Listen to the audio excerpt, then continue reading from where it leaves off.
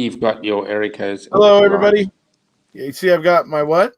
Ericos, they are making a murderer title there. Oh, the title. Oh, yeah. You see Yeah. the. Also have the Ziggy pin. Love it. Always sporting Yep. the Ziggy pin. Very So, nice. anyways, hello everybody. How you doing? We're here today. Today, what we're gonna do is obviously, here I'm on the Doctor Who channel. I've been following, I should say, been following the whole saga of Brexit and now Scottish independence and how those things are actually kind of tied together. And I thought, I've been showing a lot of news coverage of things and of the main party leaders and that sort of stuff. But I figured let's get a better understanding of, number one, the EU and kind of what it's supposed to do, meant to do, some of the good things about it, and then go through some of the things about it that are less than desirable, that are potentially causing issues. Like, for instance, we see with Brexit, possibly. So we're going to kind of just run through these kind of things real quick. I just want everybody out there watching, because I had a comment on the last video.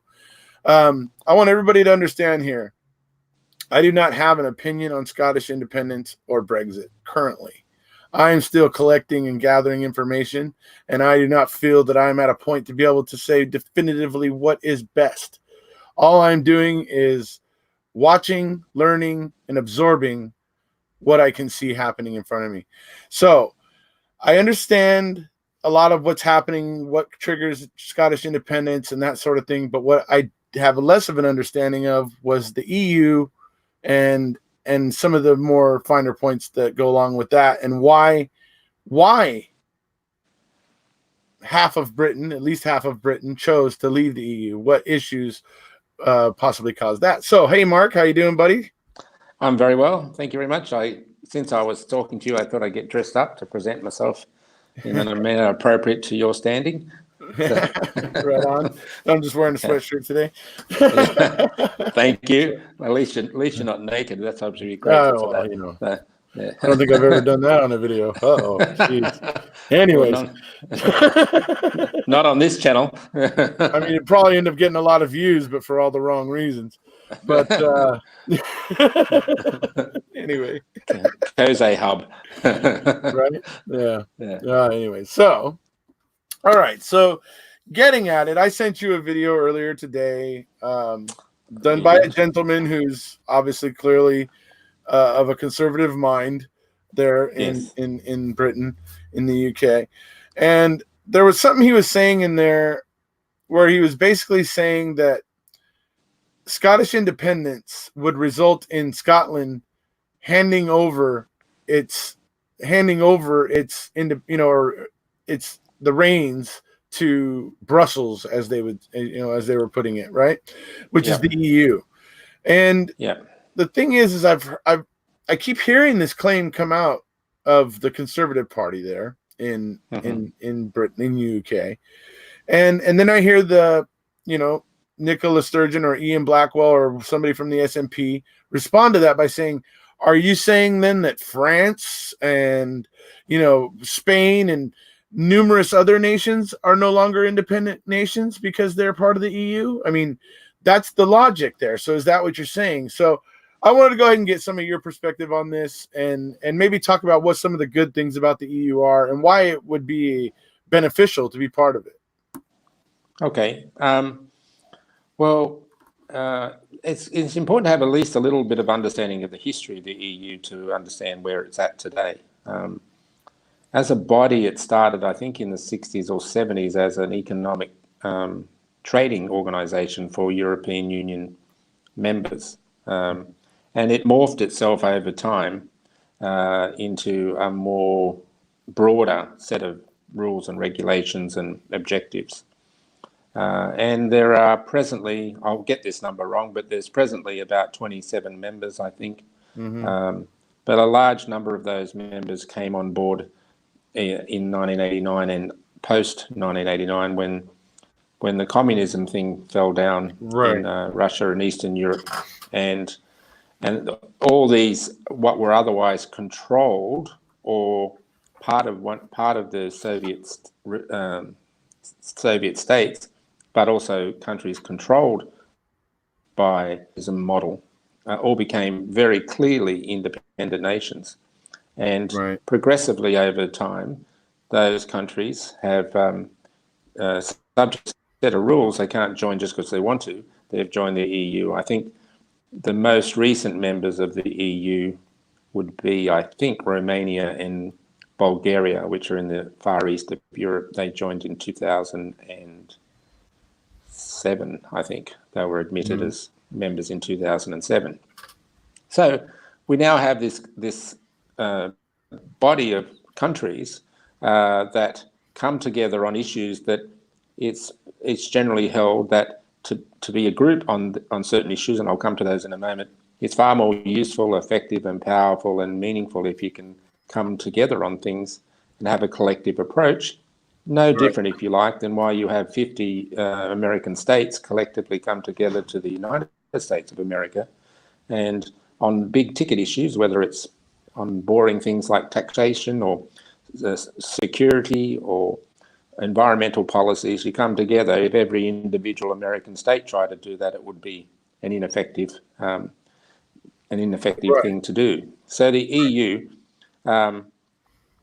deals with the big ticket issues, but each of the individual members of the EU are independent countries. They vote for their own politicians. They don't all adopt the euro, by the way, as their currency. Many EU members still have their own currency. That's an interesting point that we'll try to come back to, by the way. So, because that's another point of contention. But so go, yeah. Interestingly, the UK is the prime example who held on to their pound. But in more recent years, with some of the newer countries who are not as financially strong as the previous countries, it is in their economic interest to hold their own currency, because that gives them the ability to inflate and deflate their currency based on economic circumstances at the time. And a good example how that hasn't worked properly is, for example, with Greece, who do use the euro as their currency. Without going into too much detail, Greece is a beautiful country, wonderful people, but it's been an economic basket case for a long time. They have all this debt denominated in euro, but normally in a situation where your country is not doing so well, your currency devalues and makes you a cheaper country, and therefore is more attractive. When your debt is denominated in euro, countries like Germany and France and Italy and Spain who are using the euro do the euro to devalue because it affects them. So, not too much micro stuff there, except to say that whilst it is one common group with dealing with the big ticket issues, they are high level of independence. They're independent entities.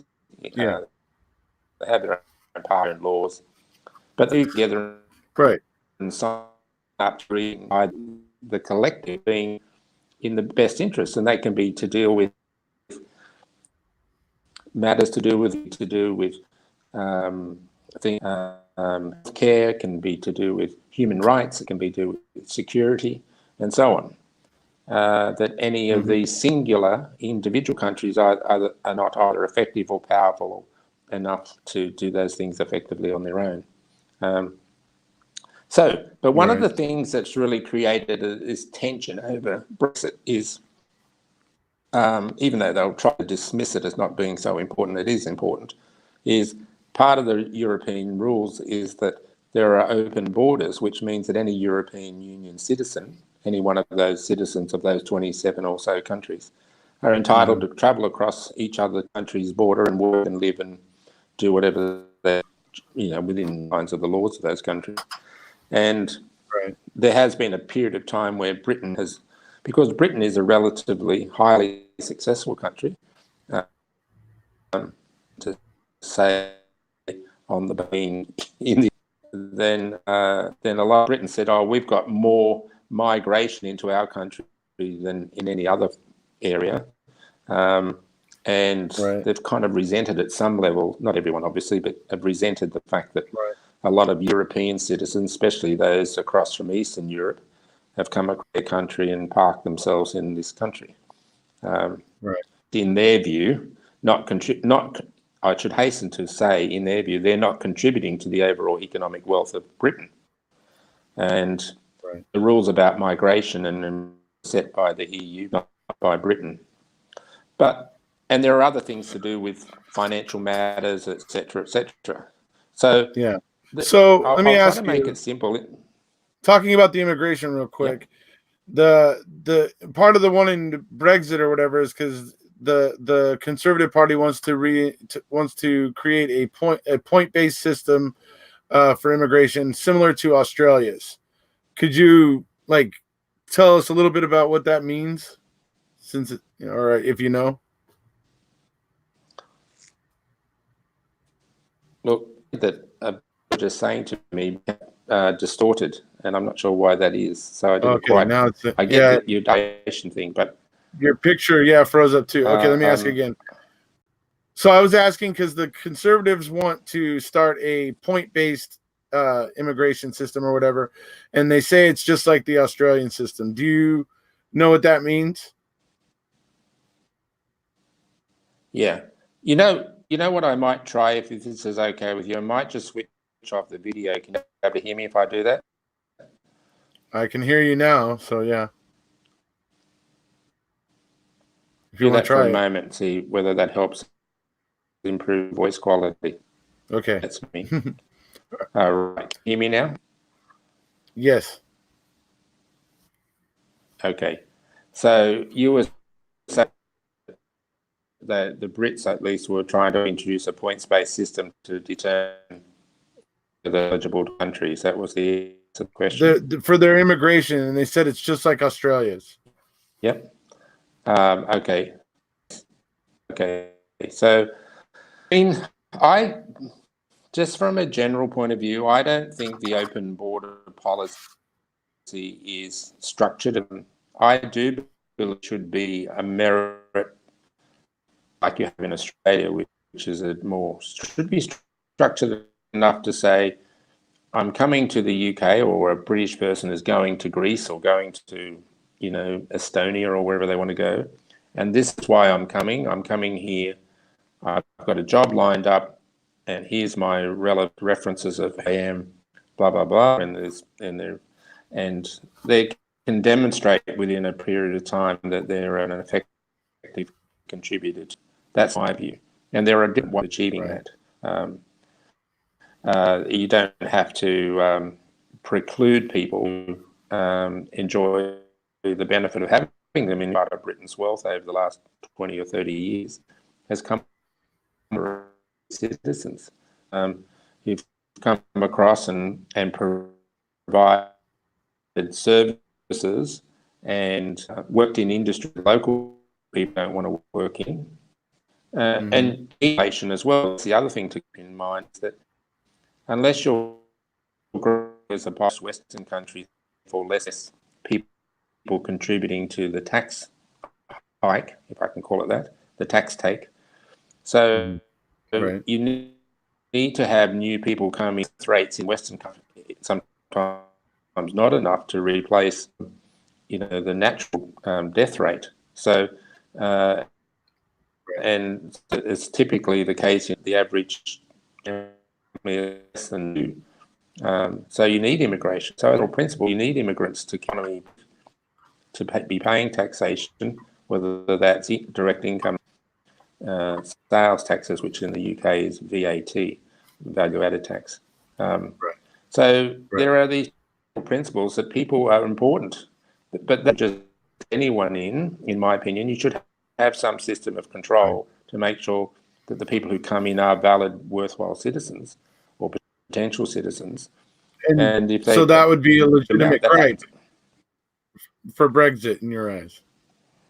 Sorry, can I'm you say that again? So you would say that that's a legitimate gripe for the Brexiteers because they actually do want a system like that where it's not quite so open. Yeah. Rather than argue, we don't want to be part of the family, that is the European family, arguments should be towards, well, okay, on the key issues that we have should be done. You don't throw it, so to speak. You argue to the things that you improved, and there are other nations who have that view, other than just saying, "Oh no, we don't want to be part of that family." That said, I should hasten to add that I think the union government or the commissions should be more open to change. They shouldn't be thinking that, well, this is our structure and like it or not, that's what it is. That's not a healthy thing for any organisation. Organisations need to change and adapt. Right. And if there are some ways of improving the way that organisation works, they should be open to that. So it's like a mutual respect thing. They should be subject to. Forgive me, I'm just going to try to just do something to improve my equality. You could try leaving and coming back if you want to try that.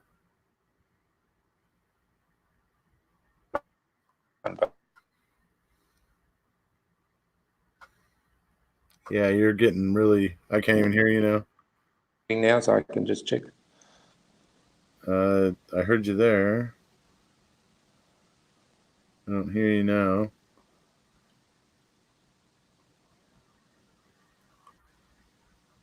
I think I've completely lost you. I don't know what's happened now. There you are.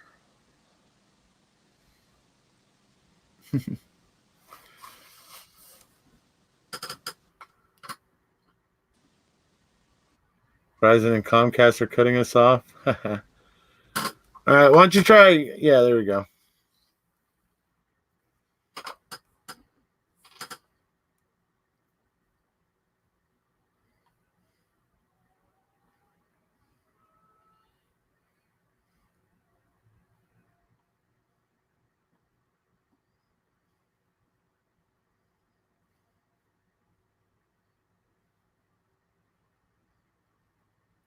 All right, so we're just waiting for Mark here. So,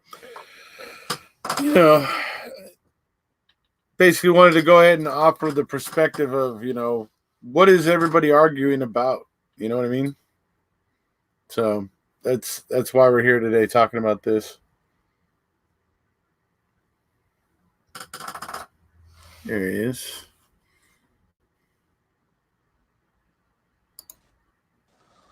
All right, there you are. Yeah, I apologize to you and the listeners. I know it's frustrating when these things happen at the time, but I have a limited ability to control it. So hopefully we'll stay pretty clear for a bit. So I'll just not wrap up, but I'll just summarize what I just said, and that was that any organisation, in the EU is an organisation, should be open to change and adaptation to make it a more successful nation. Right. To just run away with your bat in hand is the lazy approach, as far as I'm concerned. Yeah. So what would you say are the big issues of why the UK was, conceived of a desire to leave the EU? What was it about the dealings in the EU that they found displeasing? I think the two key issues that I would say, as best as I can judge from afar, were the issue of immigration. That is, people feeling, they were being overrun by Europeans, and they were taxing, being a burden on the social security systems like the national health system and so on. I think that's part of it. It's almost a xenophobic approach to life.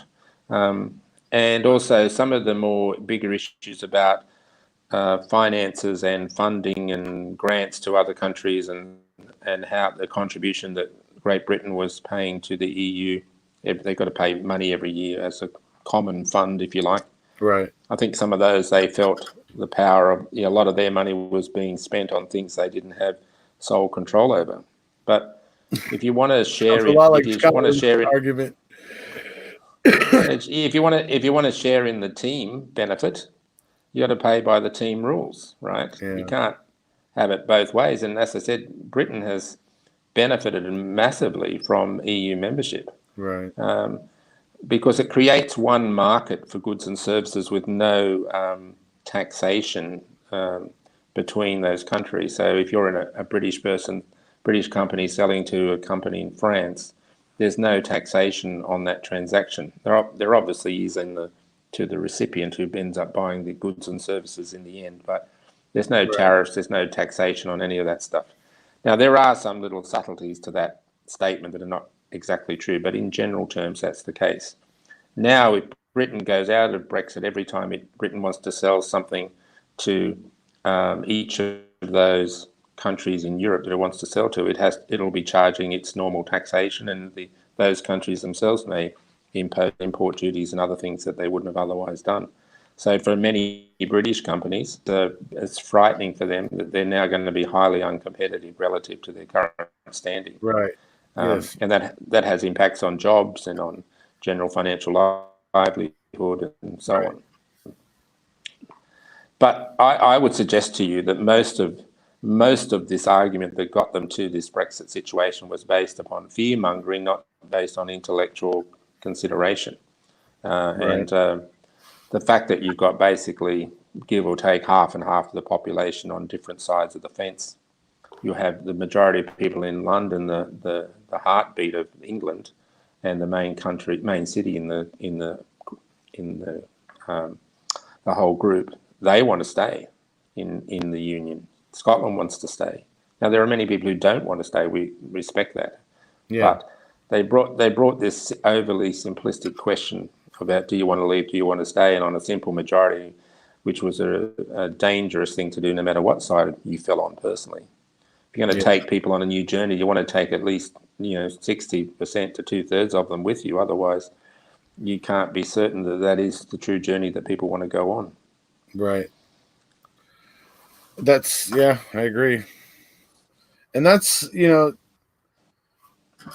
the whole Scottish independence thing, is very interesting, because I do listen to a lot of these news reports. I listen to a lot of the questions fired at Nicholas Sturgeon or Ian, and the way that people try to criticize them or attack them.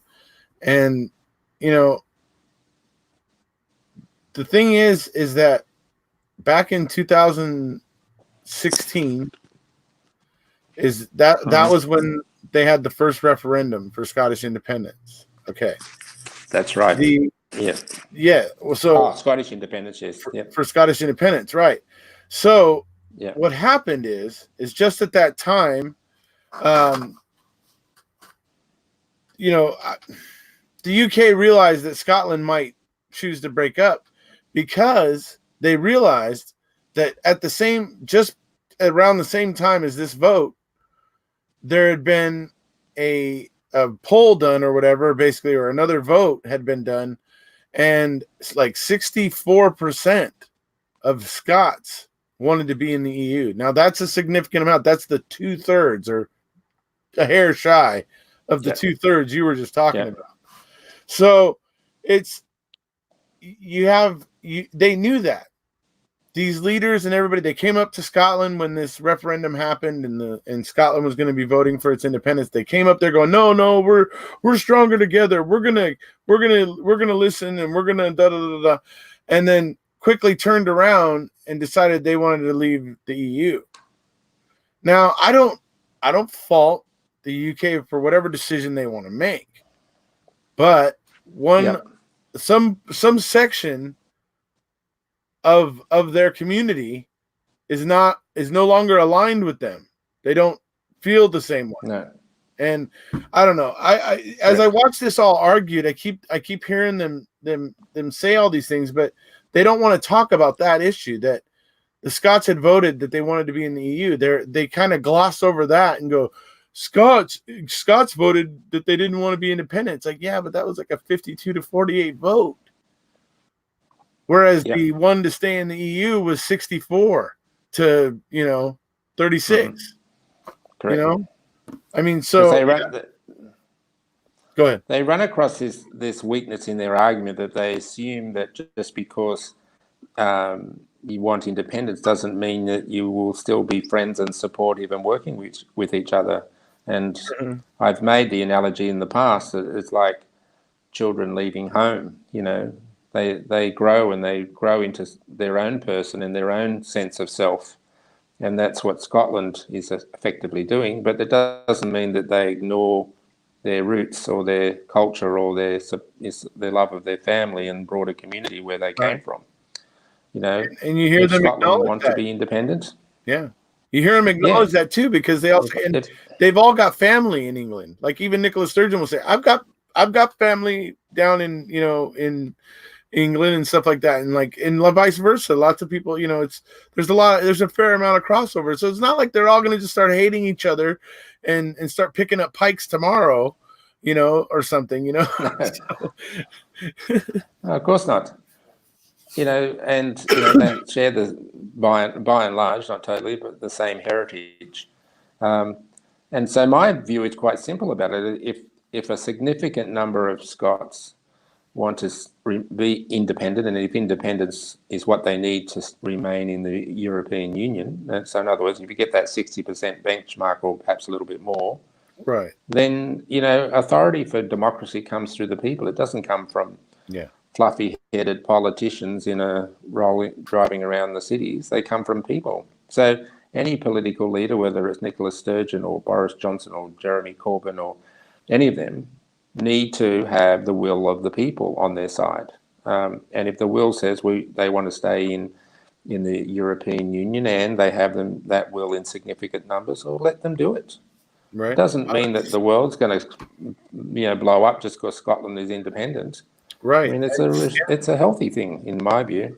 To me, the big old stink about Scotland getting independent just tells me that they clearly value Scotland's resources if they don't want to deal with their people. But they clearly value the resources. You know what I mean? Clearly they do, and they have significant resources onshore and offshore. So right. But that doesn't mean you can't wrap that relationship up with security agreements, with military agreements, with who knows what, right? But you're still empowering the people by giving their own decisions. Now, the arguments they say, "Oh, you're giving over your power to Brussels," that's just a load of crap. Excuse the expression. Well, that's what it kind of comes out empty. I mean, I don't know that much about the politics there, but even me, I went, that sounded like BS. I mean, it's like you can't be a member of a team and expect only your decisions to be the only ones that matter. So if this is about informed debate. If you're saying to the Scottish people or anyone who's currently a member of the EU, and let me tell you, there are plenty of other countries around who would love to be a member of the EU who are presently not, right? Because they don't qualify to be members as yet.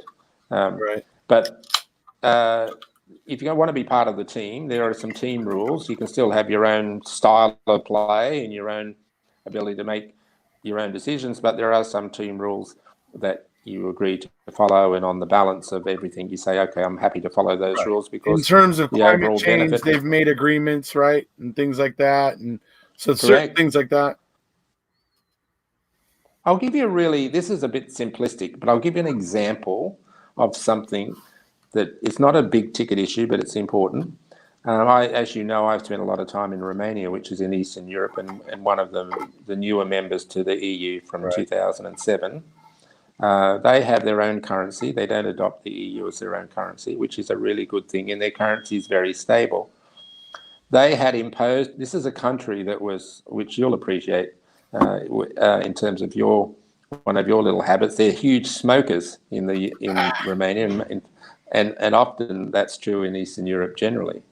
But they had imposed on it by European standards that they're no longer able to smoke in restaurants and public buildings, etc. Then these are rules that we've had for years and years and years. Yeah, we've had them since the 90s, I think. Yeah. If you left it to the Romanian people to impose those rules, they wouldn't probably, because the old heads on old shoulders are still the smokers, right? But and everyone thought I was living. When I say living there, I was going there a lot at the time. And everyone was up in arms and blah blah blah blah blah. But guess what? Everyone loves it now, right? Yeah. As a non-smoker, you can go into restaurants and have a smoke-free environment. Now someone might say that's a little trivial little thing, but it's important. You're using the collective might to say, These are things that are important to, climate change is one of those, but these are things that are important, and we require you to uphold these basic human standards of living to be a member. If you don't, well, don't be part of the union. But Yeah. if you're prepared to accept that, and the other thing is you've got to be careful that if you don't have a common sort of family community approach to these countries, they're all subject to other outside, more nefarious influences by neighbouring nations that might have ulterior motives. A lot of the issues associated with, Russia and other near neighbours on that side of the European continent. You want them to be part of the family. You're better off them having them inside the family working together than being this, potentially being picked off by less friendlier forces, if I can put that analogy on it. Right. Greece is another good example of that. They're down in the southeastern part of Europe, and almost physically you'd think, how did they ever become a member, given where they are? But they're in a strategically important location in Europe, both in terms of where they are and the waterways that access their way up through Turkey and into the Russian states. Right. So yeah, that's right. So now, again, I don't want to get too tedious about it, but they're all important issues. So you come together on family issues, things that are for the common good. Okay, there are some rules you wish you didn't have to abide by or wish they were different. We'll work together to make them better. It's in everyone's interest to have the best operating organisation. That's why I believe the EU as an organisation needs to be a bit more flexible about some things and impose some rules that everyone would be happy with. And well, it seems like it's they a pretty something right now, because I'm feeling that if UK does exit, then maybe others may follow them. Something had to push this to a point, right? I mean, yeah, yeah, that's right. Maybe someone out there is what I'm suggesting. the wealthier countries of the EU have got the most to lose by not holding the union together. They've got the most to lose because they're the ones benefiting from these open markets and financial and free access to markets that they would otherwise have difficulty getting to in the way they presently do. Right. And it also enables a lot of organisations to set up business in the wealthier countries because, there's no tariff barriers, there's no immigration barriers. So people in countries who have got high skills but not high salaries can cross into countries like the UK and Germany and France and Italy and Belgium and so on, and they can go, well, here's an opportunity they wouldn't otherwise get. And they're adding value both in terms of human capital as well as financial capital to the wealthier countries. Right.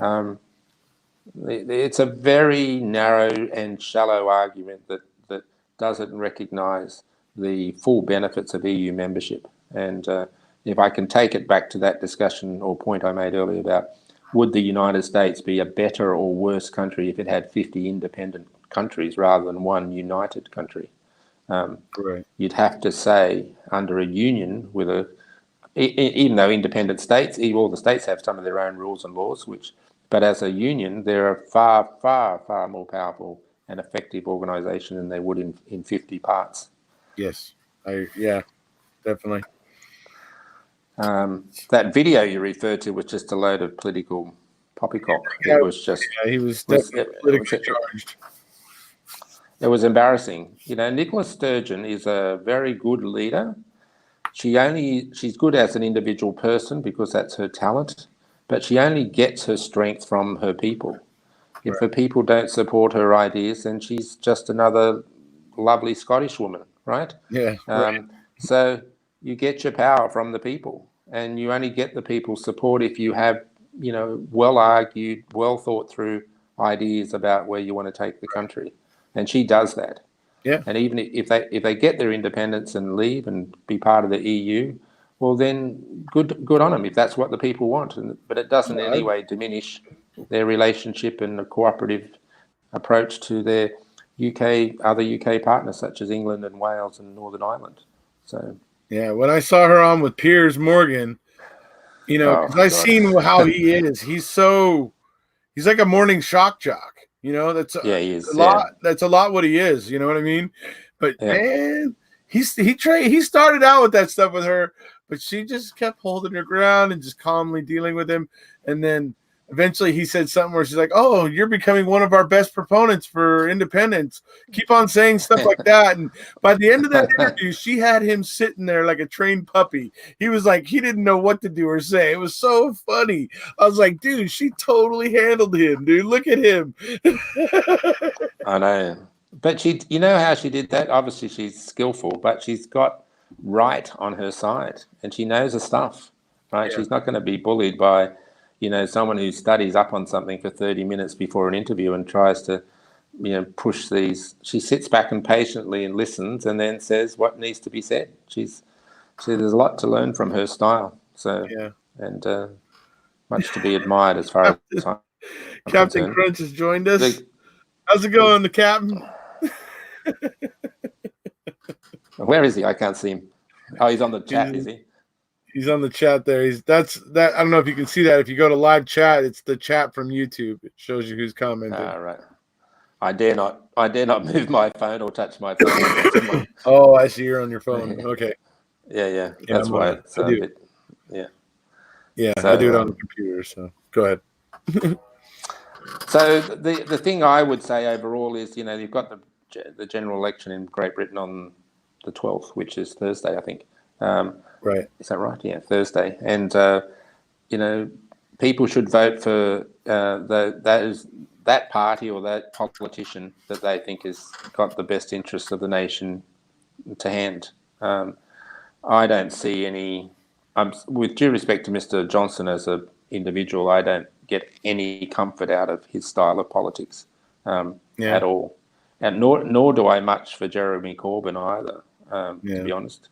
I mean, with a name like Boris, though, do you imagine him being like, the EU is run by moose and squirrel? No. No. He was the mayor of London for a long time as well. I think you may know, yes.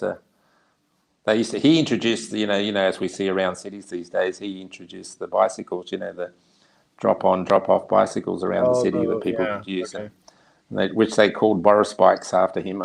That's the tag they got. But he's a entertaining character. I'll give him that. But I don't think he has. I mean, I look at politicians and voting. I think, what are the teenagers and 20-year-olds and 30-year-olds? What are they going to inherit? Because all these older farts, they're going to be long in the grave. But the legacies of their bad decisions or good decisions live on long after them. So, the UK is a wonderful country, a wonderful union, I should say. Yeah. And it's made up of wonderful countries within it. So that's the way I see it. I think that my personal view is they should stay in the EU and they should be in there working hard to make it better. And I think if they did stay in the EU, that Scotland might be less inclined to want to be independent. If they stay in the EU, they basically take the wind out of the SNP sails.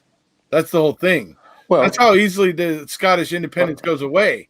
But they're so hell-bent on Brexit that they're flirting with disaster right now because they're so hell-bent on Brexit. Yeah. If they give up Brexit tomorrow, Scottish independence is off the table. Because the whole trick to triggering this referendum is Brexit is a huge change in the government. And that, therefore, can trigger the vote for Scottish independence. It takes that serious change in government to trigger it. So if Brexit dissipates, so does Scottish independence. Well, if you accept my proposition that any vote on such a key issue like independence should carry 2/3 majority, or at least somewhere around that, then if they remain in the EU, that is, the United Kingdom remains in the EU, I don't think they have that sort of number to carry independence. I don't. They still might have, and quite rightly have, a good number of people who still like to be independents, and that's just democracy in action. But the benefits of staying in the EU are significant. The issue of independence is also significant. Yeah. But I think you're right. I think the whole issue of independence is largely fueled, at least in the present, by Westminster's attitude to Right. being in the EU or not. Yeah. Keeping in mind And their that the attitude great towards majority of the London, Scots in general too. I mean, yeah. I mean, because they regard them as sort of, with contempt, basically. yeah, There's it's a good word. which is despicable, and that's why you need a new set of heads running the show. Both in the Conservative and Labor Party. I don't think either of those heads are the best capable people in the UK to be taking the nation over the next 20 to 30 years. Yeah. We need more younger heads and more thought. They're there, no doubt. They're there in the system. We just don't know much about them. Yeah. Nicola Sturgeon for Scotland is the sort of mind that you need across all the political parties. Those sorts of minds running the show for the next however long. So, Yeah. and encouraging people to participate in democracy. Don't just sit back and say that's what other people do, right?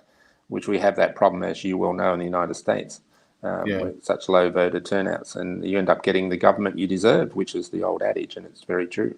Yeah, so I agree. I often wonder what it's going to take over here in the United States, because I'm not politically charged, really. I'm really a centrist when it comes to it. That's why that's why I'm fascinated by Brexit and Scottish independence. But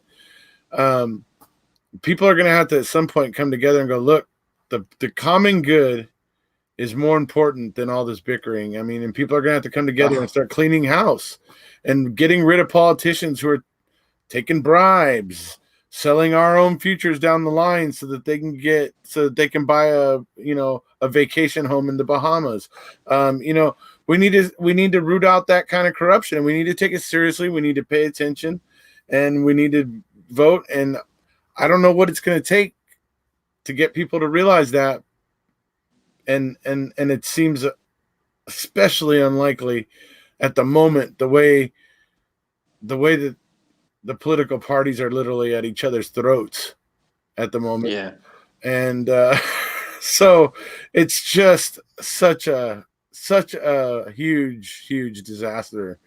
I think there's an opening for a well thought through party that is focused on young people in a positive, constructive way, not ignoring the older population, Right. but grow themselves within as a political structure that is based upon endorsing the best available ideas, no matter where they come from. Right.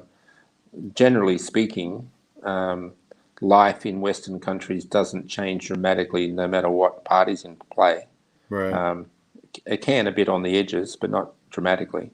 But there's still too much of the old school in current day politics, and being wealthy gets you elected, or being having influence gets you elected. I mean, there's some play for that, but you just want everyday folk to be making good decisions, and you can do that better in a cooperative manner than an adversarial manner. Mr. Comrie has a house in the Bahamas. Travis just said somebody had a house in the Bahamas. So, okay, I do know you have to be getting on, right? I do. The boss, I keep getting this knock on the door. The boss is saying, hey, back in here. Yeah. All right. Well, it's been fun talking to you, buddy. It's good. I think it's been educational. I think we kind of explored and learned a little bit about Brexit, EU, and everything. So for those who are following along with me, to give us all a little fuller understanding. So thank you for that, Mark. My pleasure. And I look forward to having a chat with you again sometime soon. Yeah, man. All right, everybody. Okay. We'll see you. If you haven't already, please hit subscribe. Bye now.